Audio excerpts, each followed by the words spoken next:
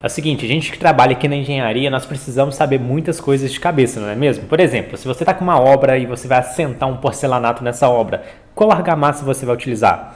Outro ponto, se o cliente chegar até você querendo construir um galpão, né, e esse galpão ele pede que vai ter ali 6 metros de vão, ele precisa desses 6 metros de vão.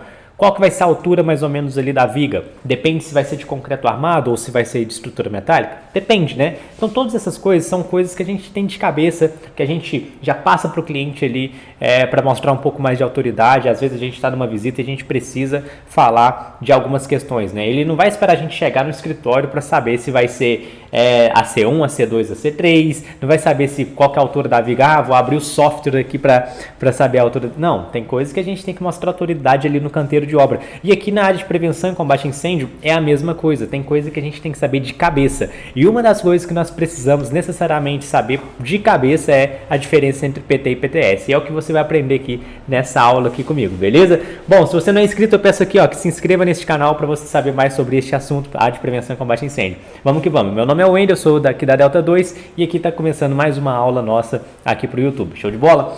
Meu povo, é o seguinte... Talvez você já saiba, talvez não, talvez você já tenha feito um projeto na área de prevenção e combate a incêndio. Vou aqui assumir que você não fez e vai ser muito bom para você também, presta atenção. A área de prevenção e combate a incêndio, a gente tem várias coisas que a gente precisa se atentar. A segurança da edificação, a segurança das pessoas que trabalham naquela edificação. Mas aqui vamos focar no que o cliente muitas vezes interessa, né? Que é a licença da sua edificação, que é a regularização da sua edificação frente ao corpo de bombeiro, beleza? E essa licença, galera, a gente tem várias formas de chegar até ela. Essa licença se chama VCB e eu sei que tem outros tipos de licença, tem o CLCB, tem a dispensa de licenciamento, tem muita coisa. Mas vamos focar aqui, o objetivo final do que o cliente quer é chegar no AVCB, né? Para chegar no AVCB nós temos vários caminhos. E aqui eu vou te mostrar a diferença entre dois desses caminhos, o PT e o PTS. Então, você já aprendeu aqui que PT é um caminho para chegar no AVCB e PTS é um caminho para chegar no AVCB. Mas que caramba é esse negócio de PT e PTS? Relaxa que não é propaganda política, não estamos aqui em 2022 fazendo propaganda política não. PT significa projeto técnico e PTS significa projeto técnico simplificado.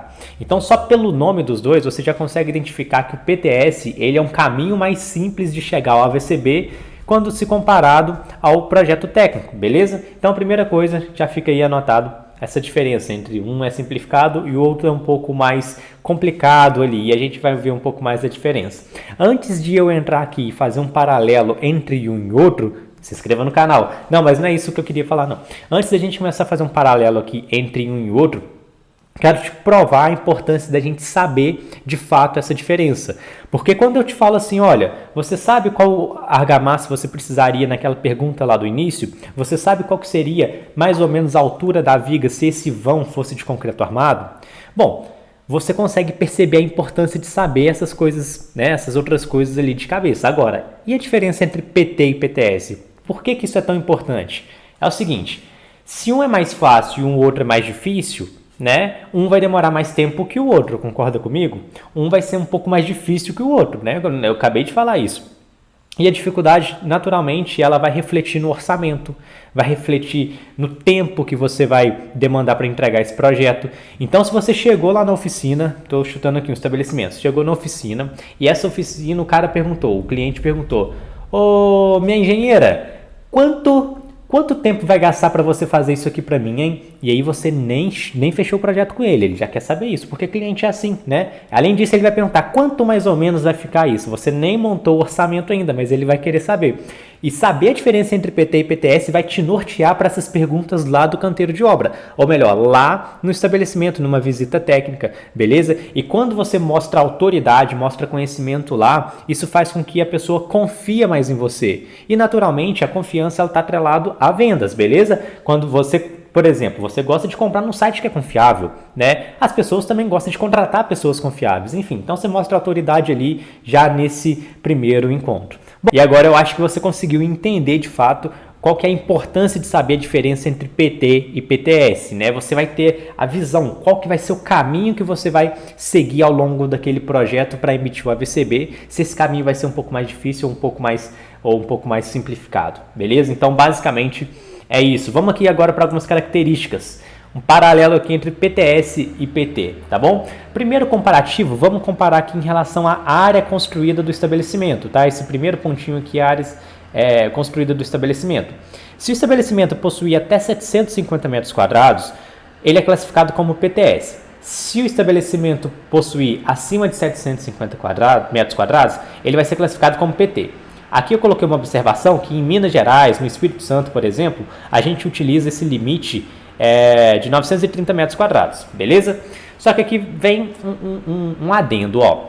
Se a edificação, presta atenção, se a edificação possuir menos do que 750 metros quadrados, porém possuir uma altura superior a 12 metros, ela é classificada como PT. Então a gente vai ter que analisar um conjunto de fatores para classificar de fato um PTS de um PT. Tá bom? Por isso que é importante você ter essas coisas em mente, para quando você chegar na sua visita técnica, num restaurante, por exemplo, você já vai bater o olho, já vai olhar todas essas características e pensar, provavelmente vai ser um PT, provavelmente vai ser um PTS. E aí você sabe a precificação, você sabe quanto tempo vai demorar mais ou menos, você sabe se aquilo vai ser um pouco mais difícil, se vai demandar mais tempo do seu escritório ou menos, e tudo isso, beleza? Bom, então vamos lá. Em relação à altura, né? Até 12 metros de altura, você tem um PTS, acima de 12 metros você tem um PT. Lembrando, né? Então, para a edificação ser classificada como PTS, a conta é basicamente a seguinte, a lógica, né? Essa edificação ela tem que ter 12 metros de altura, presta atenção agora, ó, e até 750 metros quadrados, tá? Para ela ser classificada como PT, ou ela tem acima de 750 metros quadrados, ou ela é superior a 12 metros. Qualquer condição, né, que eu estiver falando aqui para o PT vai ser ou. Uma condição já vai bastar para ela ser considerada projeto técnico, beleza? Agora, um ponto muito importante que muitas pessoas que falam sobre a área de prevenção e combate a incêndio não levam tanto isso em conta, não ensina para os alunos isso daqui e para mim é uma das coisas mais importantes que tem. Quando você tem um PTS, imagina que você fechou então um contrato, você já classificou que é um PTS, já começou a fazer os dimensionamentos, né? Você tem então a noção de quê? De que esse projeto ele não vai passar por análise. A análise é uma etapa onde o Corpo de Bombeiro vai abrir o seu projeto. O projeto técnico, ele vai sim passar por análise. Então, o Corpo de Bombeiro vai conferir lá se as saídas de emergência estão ok, se o isométrico do hidrante está ok, beleza? Por que eu acho isso tão importante, né? Porque uma análise do Corpo de Bombeiro, embora hoje esteja bem rápida, porque o processo está informatizado e tudo mais, pode ser que demore até 30 dias. Então, se o seu cliente virar para você, se você tem um projeto técnico, o seu cliente virar para você e falar assim, olha, eu preciso desse projeto aqui dentro de 30 dias. Você vai falar com ele e falar assim, ô, meu querido, meu cliente, né, carinhosamente, né? Quando a gente tem um projeto igual ao seu, infelizmente, 30 dias é o prazo que o próprio Corpo de Bombeiro pede para corrigir esse projeto. Então, eu não posso te falar que eu vou te entregar em 30 dias, geralmente o Corpo de Bombeiro não precisa desses 30 dias, mas vai que ele vai demorar 30 dias. Então, olha a autoridade, cara, olha o argumento que você está usando para o cliente, até o cliente passa a entender que vai demorar mais do que 30 dias, que as coisas não funcionam como ele quer, que não é você que está enrolando, que você depende de terceiros. Já deu então para entender que o PTS ele é um pouco mais fácil de aprovar, e aqui no PTS nós temos as medidas de segurança básicas, beleza? Que são extintores, iluminação de emergência, sinalização de emergência e saídas de emergência. Agora, se você começou lá a estudar o seu projeto, viu que ele vai precisar de hidrante, automaticamente ele já vai ser classificado como projeto técnico. Se ele vai precisar de sprinkler, automaticamente ele vai ser classificado como projeto técnico. Se ele precisar de isolamento de risco, automaticamente, e assim por diante, beleza? E lembrando, né, geralmente o projeto técnico, ele exige um pouco mais ali na parte de memorial e alguns documentos adicionais. E aqui a gente tem os documentos padronizados, tá? Não necessariamente a gente vai precisar enviar coisas além do que o comum aqui na área do PTS. Então aqui a gente tem as características, né, do PTS e do PT, agora você tem que saber isso aí de cabeça, beleza? E é o seguinte, ó, como eu falei de preço, né, lá no início, início, falei que saber um PT e saber a diferença entre PT e PTS é muito importante. Eu vou te falar aqui um pouco sobre preço, né? Quanto cobrar por esses projetos, quando for PT, quando for PTS. Então aqui a gente tem uma planilha, né? Uma planilha que eu disponibilizo para os meus alunos, tá bom? Pode reparar que nós estamos na linha 126, eu coloquei só o print dessa parte, por quê? Porque essa planilha é uma planilha muito grande. Na hora de precificar, eu ensino os alunos que tem que precificar que você tem que levar várias coisas em consideração na hora de precificar, e não somente a metragem quadrada. Por quê? Imagina se você tem um estabelecimento de 200 metros quadrados, né? Só que a altura dele é superior a 12 metros. Isso é uma imaginação, tá bom? Imaginação. Vai ser um projeto técnico. Se você fosse precificar por metro quadrado, você concorda que você está precificando um projeto técnico por metro quadrado?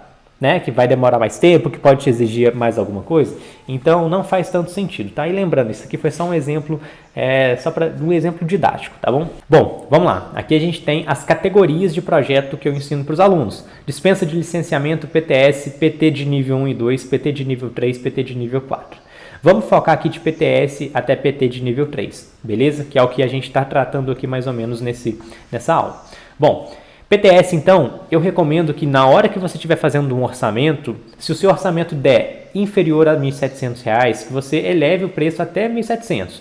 A gente considera que esse é um valor mínimo, mas depende da sua região, depende do seu nível de aprendizado, depende da oportunidade, depende de tanta coisa. Se não dependesse de tanta coisa, essa planilha aqui não teria 126 linhas, tá bom? Então, depende de muitas coisas, mas se você verificou que o orçamento está dando inferior a R$ 1.700, olha isso direitinho, tá? Olha com calma, porque não seria um valor justo para se cobrar. Bom, pelo menos é a forma que a gente trabalha aqui, beleza? E que a gente ensina os nossos alunos.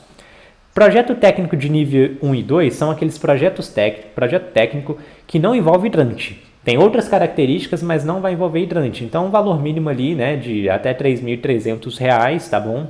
Porque é um projeto técnico, né? Você vai ter documentação a mais, você vai ter prazo a mais, você vai ter várias outras coisas no meio do caminho ali para conseguir aprovar esse projeto. E aqui o projeto técnico de nível 3 é um projeto que envolve hidrante, tá? O projeto que envolve hidrante a gente considera que o mínimo a se cobrar vai ser R$ 5.000. É o que a gente trabalha, é o que a gente passa para os alunos também e é a média de mercado aqui, pelo menos da região, tá? Então você tem que olhar isso na sua região também. Como eu falei, são vários outros fatores. Bom, deu para perceber que se você souber a diferença entre PT e PTS de cara, você já tem mais ou menos a noção do quanto cobrar, do quanto vai demorar? Era isso que eu queria trazer aqui nessa aula então. E se você ainda não se inscreveu no canal, eu espero que você clique aqui e acompanhe a gente, porque vai sair muito conteúdo bom aqui, viu? Até mais, valeu!